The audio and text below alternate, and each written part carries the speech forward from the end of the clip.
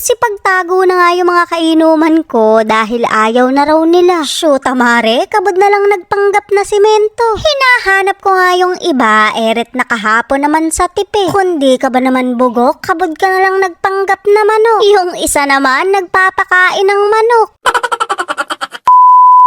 Nandito na nga yung mga kainuman ko pero hindi ginamit yung motor. Napakamahal na raw kasi ng gasolina kaya tinulak na lang nila papunta rito. Napaka-brainy, diba? Deserve niya ng kaltok.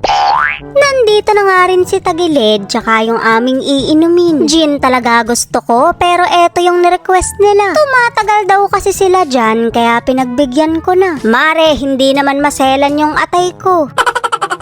Kailangan talaga nilang tumagal dahil immortal ako. Medyo nalulula nga ako dahil 3 case pala to. Kulang pa nga yan. Hindi ako magpapauwi.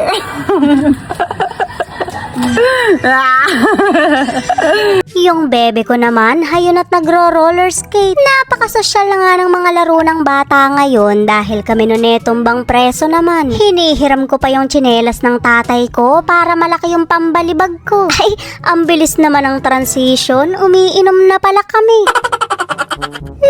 Lalaking ang tumagay si Tagilid pero naka-cutics. Shoot, amare, confirm na talaga. Pero colorless lang naman daw to kaya lalaki pa rin siya. Naniniwala ba kayo guys o meron talagang kaba? Kabadingan. Siyempre, harot-harot lang yun kahit nga mag-cutics pa siya ng pink. Wala akong pake, ang mahalagay may kainuman ako. Ringat gumagaslaw na sila dahil mag-aalas 12 na nito. Masyado pang maaga guys, puputukin pa tayo ng araw dito. Walang lulubay hanggat hindi tumatagos sa pader. Naghilamos na nga yung kapatid ko para mawala daw yung amats niya. Kung pwede raw pauin ko na sila dahil ayaw na nila. Dati ba kayong bugok, hindi pa ako tinatablan. Kahit maligo ka pa day, walang uuwi ng buis hay. Tangina, nag-CR lang ako na wala yung mga kainuman ko ah. Ay, may ilaw dun. Mga demonyo kayo ah. Aray ko. Aray. Oh, tangina mo. Nagpanggap kasi, Meg. Hindi ka makaramdam. Tangina mo. Nagpanggap kasi. Oh, nagpanggap kasi. Nagpanggap ka ba si Mento? Tangina mo. Ano ba iba? Ano ba? Ayoko na uminom. Hindi, anong... Iinom pa.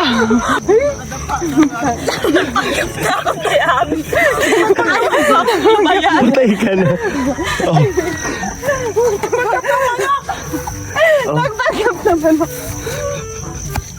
Gago. Ano, manok ka? Sinasal na ito.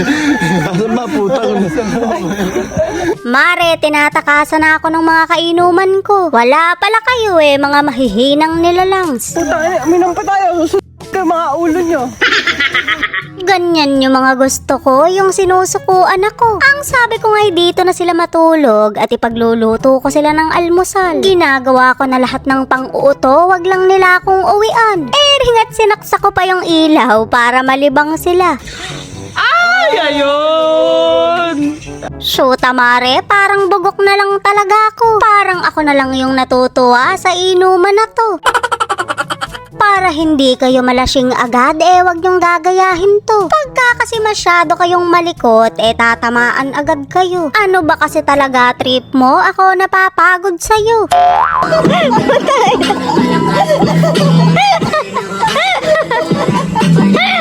Tulungan mo ako! Gusto ko yan, di ba? Oh, loko, di hindi ka makatayo. Hindi ka kasi mamirmi sa isang tabi. Ang akala ko ay madadala na siya, pero maglilikot pa rin pala yan siya. Huwag kang lulubay hanggat hindi ka nababangas. Tamo siya, daig pa talaga kulang sa bakuna ng bata. Kanina lang Latina ka pa, ngayon naman bruha ka na. Nagsisipagtawag na nga sila ng uwak, kaya ang sabi ko tama na. Tama na yan, inuman na. Halika na. Sabi mo, kakampi kita. Naging kalapang kita. Kakampi mo, gago.